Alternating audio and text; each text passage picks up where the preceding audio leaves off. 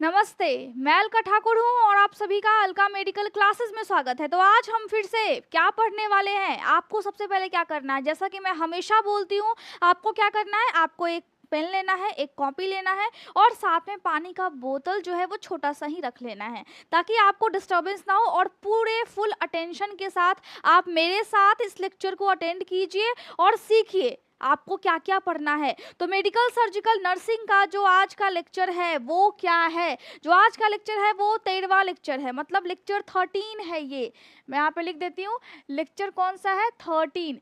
तो medical surgical nursing यानी कि MSN, ठीक है। अब ये 13 थोड़ा सा इसको चलिए हम आप मैनेज कर लीजिएगा, 13वां लेक्चर है। अब मेडिकल सर्जिकल नर्सिंग जो कि BSc नर्सिंग या फिर GNM दोनों के लिए बहुत ज़्यादा इंपॉर्टेंट है और ये मेडिकल का एक कोर्स होता है। नॉर्मली जो बच्चे इसमें एडमिशन ले चुके होंगे उनको पता होगा कि ये कौन सा कोर्स होता है, इसमें कौन कौन से सब्जेक्ट्स होते हैं। लेकिन अगर आप नॉन मेडिकल से भी हो तो भी आपको जानने के लिए ये वीडियो को देखना चाहिए, क्योंकि आपकी बॉडी में ऐसी चीज़ें होती है। अब अगर मैं आपसे पूछूं कि आपके घर में कौन कौन से ऐसे लोग हैं जिन्होंने कॉन्डम को देखा है, तो आप में से बहुत से लोग ये बोलेंगे कि हाँ मैंने देखा है। एटलीस्ट आपने टीवी पर, लेकिन आपने देखा होगा। साबुन आपने देखा होगा। तो कभी कभी क्या होता है, कभी कभी हमको पता नहीं होता है, लेकिन हमारे बॉडी में कुछ चीज़ों की वजह से एलर्जी हो जाती है। अगर आप देखेंगे तो अभी मैं एनाटॉमी एंड फिजियोलॉजी में क्या पढ़ा रही हूँ, किडनी के स्ट्रक्चर और उसके फंक्शन को पढ़ा रही हूँ। अगर आप BSc नर्सिंग कर रहे हो, GNM कर रहे हो, फार्मा कर रहे हैं, या फिर आप फिजियोथेरेपी का कोर्स कर रहे हैं, या फिर कोई अदर भी कोर्स कर रहे हैं, तो आपको एनाटॉमी एंड फिजियोलॉजी का लेक्चर भी अटेंड करना चाहिए, क्योंकि उसको मैं सभी लोगों के लिए पढ़ा रही हूँ बहुत ही डिटेल में। लेकिन ये वाला स्पेशली मैं नर्सिंग के छात्रों के लिए बताती हूँ, क्योंकि उनके सब्जेक्ट में बहुत मोटा सा किताब होता है और उनको जो है वो पढ़ना पड़ता है।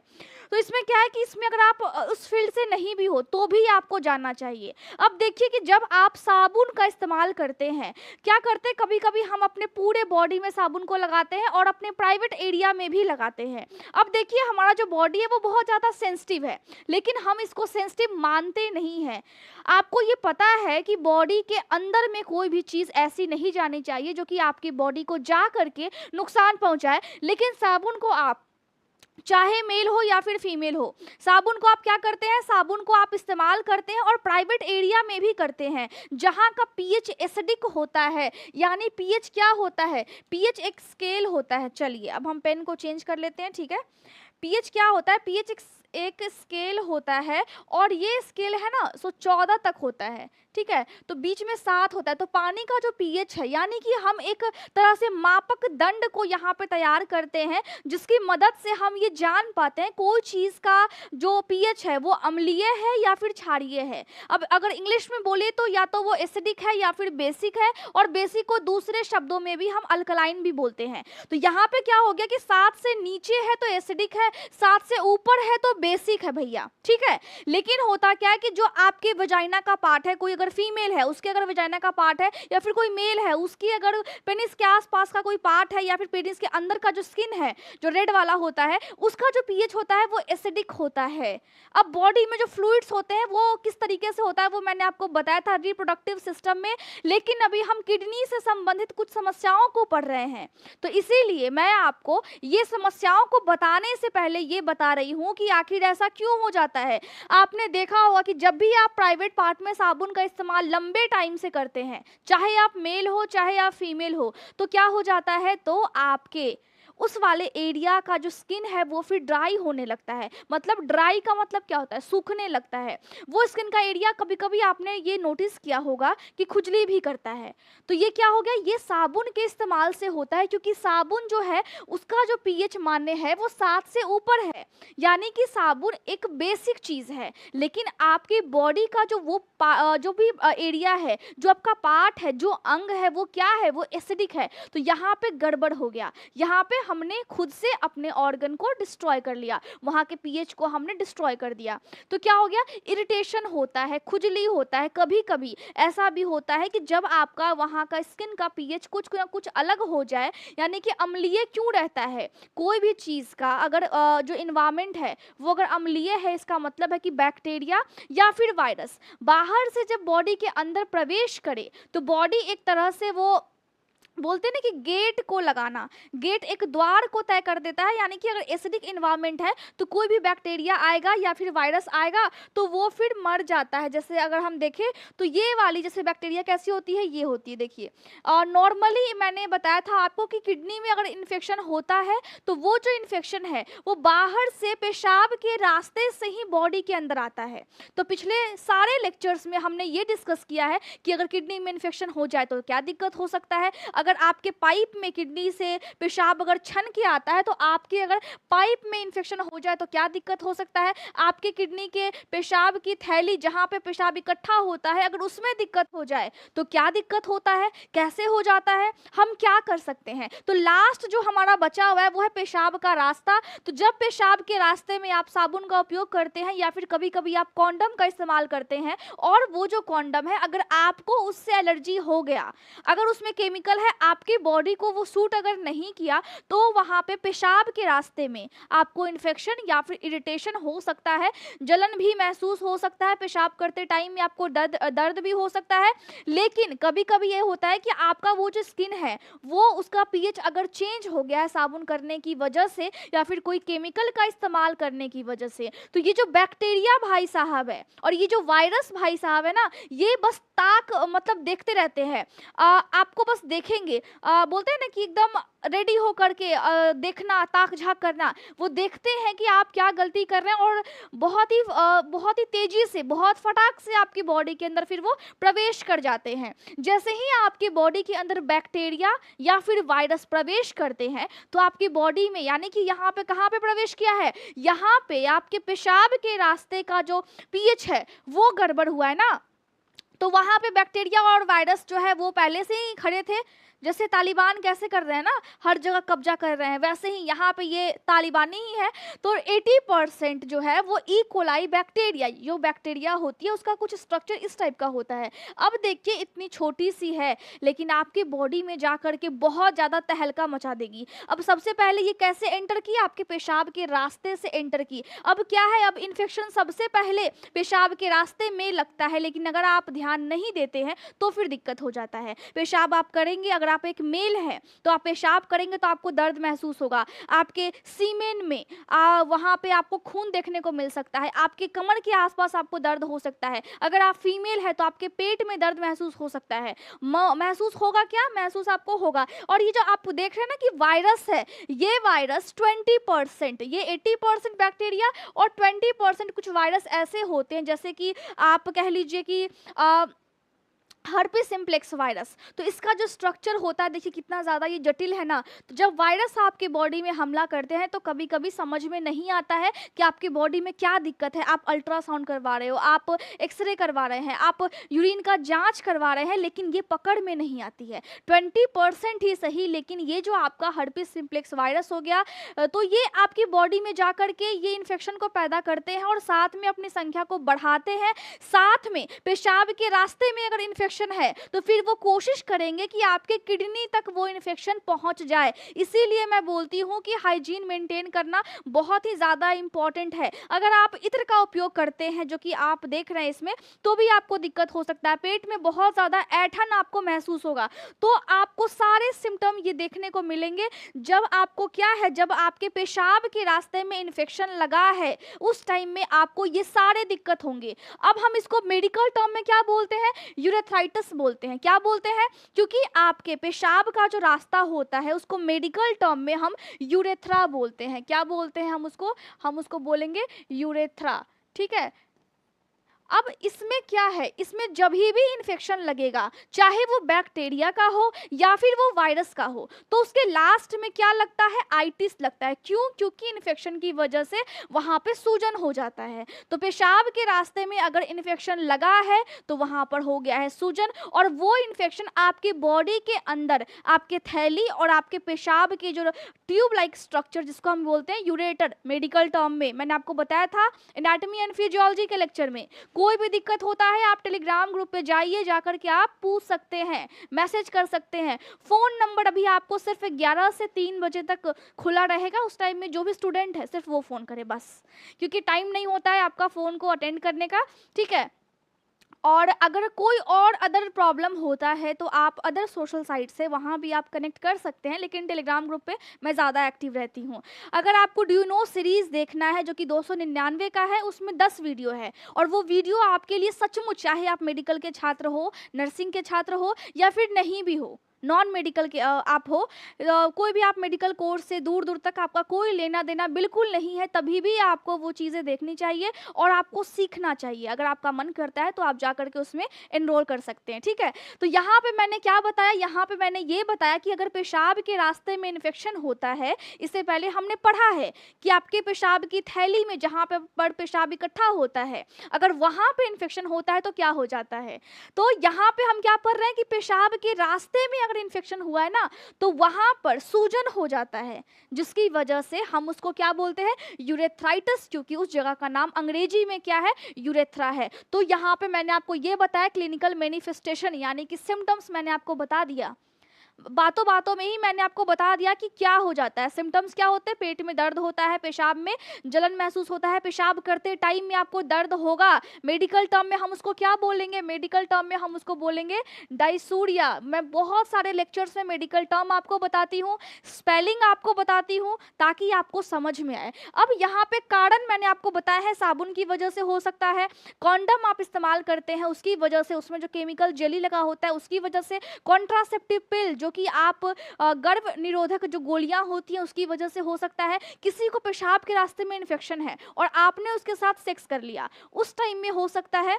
और अगर किसी को एसटीडी है यानी कि सेक्सुअली ट्रांसमिटेड डिजीज है, मतलब उसके बॉडी में पहले से बैक्टीरिया है जो कि उसके बॉडी को खाए जा रही है, बैक्टीरिया बड़ी चालाक होती है, अब उसकी बॉडी को वो खा रही है, तो जब आप उस व्यक्ति के संपर्क में आते हैं तो फिर आपकी बॉडी में भी वो बैक्टीरिया जो है वो ट्रांसफ़र हो जाती है। कभी कभी बहुत ही अग्रेसिव नेचर के साथ जब आप सेक्स करते हैं उस कंडीशन में भी बहुत सारे चांसेस होते हैं कि आपकी बॉडी में बैक्टीरिया आए, एंटर कर जाए, क्योंकि उस टाइम में आप हाइजीन को मेंटेन नहीं रखते हैं। अगर आप हाइजीन को मेंटेन नहीं रखते हैं, फॉर एग्जाम्पल आपका जो मल द्वार है, अगर फीमेल में देखें तो वजाइना और मल द्वार दोनों के जो बीच का स्पेस होता है उसको हम क्या बोलते हैं, उसको हम बोलते हैं पेरिनियल एरिया। क्या बोलते हैं, पेरिनियल एरिया। अब उस एरिया के माध्यम से आपके वजाइना में जो बैक्टीरिया है, जो वायरस है, उसके होने के चांसेस होते हैं। अब पेरिनियल हाइजीन बहुत ज़्यादा इंपॉर्टेंट है। वजाइना के बाद और आपके मल द्वार के बीच में जो भी स्पेस बचता है, जो भी जगह है, उसको आप अच्छे से साफ किया कीजिए। अगर आप फीमेल है तो, मेल है तो वही चीज़ है, उनका भी जो स्पेस है उसको भी हम पेरिनियल एरिया ही बोलते हैं और आपको भी साफ करना है। अब पेशाब करने के बाद अगर आप उसको सही से उस एरिया को नहीं सुखाते हैं तो भी दिक्कत हो जाती है, तो भी वहां पर बैक्टीरिया पनपने लगता है, तो ये भी बहुत बड़ा प्रॉब्लम है। मार्केट में बहुत सारे स्प्रे आते हैं जो कि प्राइवेट पार्ट में आप छिड़कते हो और ताकि आपको खुशबू अच्छी आए, लेकिन उसमें होता है केमिकल, जिसकी वजह से आपके उस वाले एरिया में इन्फेक्शन हो सकता है। और अधिकतर आप ये नोटिस करते होंगे कि जब भी आपके पेशाब के रास्ते में इन्फेक्शन होता है तो कमर के आसपास दर्द बहुत ज़्यादा होता है। सबको सीखना है आपको, एक ही लेक्चर में मैं बहुत अच्छे से आपको बता रही हूँ। क्यों बता रही हूँ, ताकि आपको समझ में आए। आपको अगर किस्मत अपनी चमकानी है, आपका किस्मत का सितारा तभी चमकेगा जब आपकी नींद अधूरी रहेगी। इसीलिए रात को जाग जाग करके पढ़ना आप शुरू कर दीजिए। बहुत आसान नहीं है लेकिन बहुत मुश्किल भी नहीं है, आप सीख जाओगे। हम जिस तरह से चीज़ों को देखते हैं वो चीज़ बिल्कुल वैसे ही हमारे साथ बिहेव करते हैं। अगर आप इसको देखोगे कि हाँ मैं सीख जाऊँगा, मैं सीख जाऊँगी, अभी थोड़ा मुश्किल है, लेकिन बाद में क्या होता है, मेडिकल टर्म्स आपको याद होते होते होते होते आपको याद होने लगता है। तो क्या करना है, तो बस सीखना है, क्योंकि मैं आपको बड़े आसानी से इस अंग्रेजी शब्द को तोड़ तोड़ करके हिंदी में बता रही हूँ। तो क्या दिक्कत है, सीखने में कोई भी परेशानी आपको नहीं होना चाहिए, ठीक है। तो सिम्टम मैंने बता दिया, अब कारण मैंने बता दिया कि बहुत से कारण होते हैं, मैंने कॉजेज आपको बता दिया।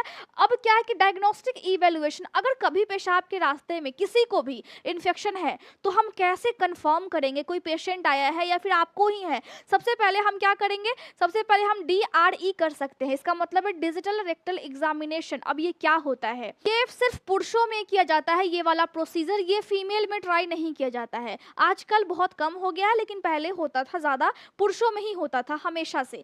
फीमेल में ये वाली प्रोसेस नहीं होती है, जिसमें क्या होता है डिजिटल रेक्टल एग्जामिनेशन में आप देखेंगे वो डॉक्टर जो है वो ग्लव्स पहनते हैं और फिर 2 फिंगर को इंसर्ट करते हैं मल द्वार में, जहाँ से आप स्टूल को पास करते हैं। अब वहाँ पे जाकर के वो आपके प्रोस्टेट को दबाते हैं। अगर वहाँ पे इन्फेक्शन हुआ प्रोस्टेट में या फिर उस एरिया में, तो दबाने से उस पुरुष को यानी कि उस मेल को दर्द महसूस होगा। वो मुंह से आवाज़ें निकालेगा कि हाँ मुझे यहाँ पे दर्द हो रहा है। तो ये कंडीशन होता है, ठीक है। तो इन्फेक्शन को हम देखते हैं तो ये हम चेक कर सकते हैं। दूसरा है सीबीसी, यानी कि आपके ब्लड को जांच किया जाएगा। ब्लड का जांच किया जाएगा क्यों? क्योंकि कभी भी बॉडी में अगर वायरस एंटर करे या फिर बैक्टीरिया आ जाए, दोनों को पकड़ने का अच्छा तरीका ये है कि आप खून की जांच कर लें, क्योंकि खून में वो मौजूद रहते हैं।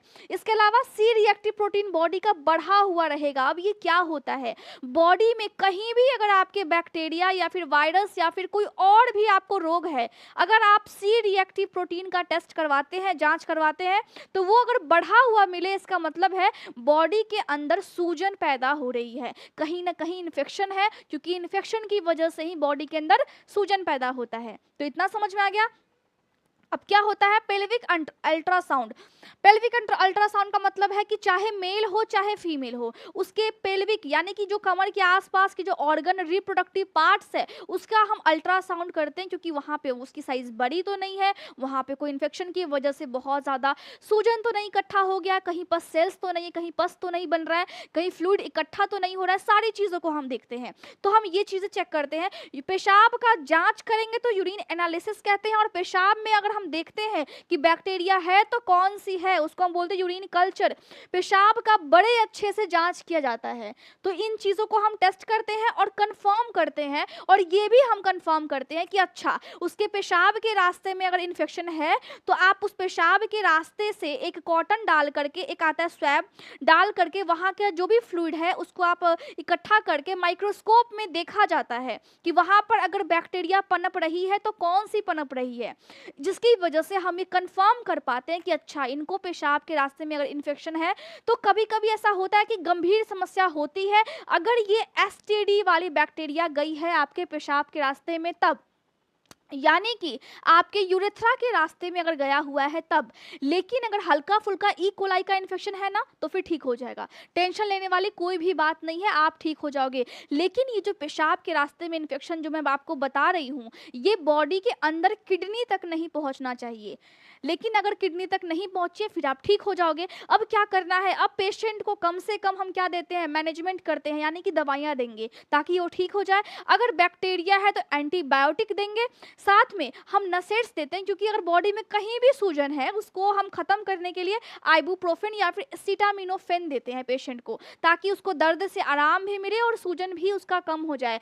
साथ में एक चीज़ का ध्यान रखना है कि हाइजीन को बहुत ज़्यादा मेंटेन करना है, चाहे आप डेली बेसिस पे आप कर रहे हैं हाइजीन को मेंटेन, या फिर आप सेक्सुअल इंटरकोर्स के दौरान भी आपको हाइजीन को मेंटेन रखना है। अगर ज़्यादा दर्द है, पेशाब के रास्ते में ज़्यादा सूजन है, ज़्यादा आपको इरिटेशन हो रहा है, खुजली हो रहा है, तो आप एक टब में गर्म पानी रख करके उसमें 15 मिनट 20 मिनट दिन में 1 से 2 बार आप बैठ सकते हैं, आपको आराम मिलेगा। लेकिन उसमें कुछ डालना नहीं है, कुछ केमिकल का उसमें उस टाइम में नहीं डालना है। अब आपको कभी भी साबुन का इस्तेमाल नहीं करना है, कभी भी आपको साबुन या फिर कोई केमिकल जब इन्फेक्शन रहे तब तो खास तौर पर आपको इस्तेमाल नहीं करना है, जिसकी वजह से आपको इन्फेक्शन होने के चांसेस ज़्यादा हो सकते हैं, तो आपको इस्तेमाल नहीं करना है। तो पेशाब के रास्ते में सिंपल सा अगर इन्फेक्शन लगता है तो ठीक हो जाता है, उसको हम क्या बोलते हैं, यूरेथ्राइटिस बोलते हैं। तो ये जो मेडिकल सर्जिकल नर्सिंग का जो भी लेक्चर है उसको मैं बड़ी डिटेल से आपको बता रही हूँ, आपको समझा रही हूँ। नोट्स आपको अलका मेडिकल क्लासेस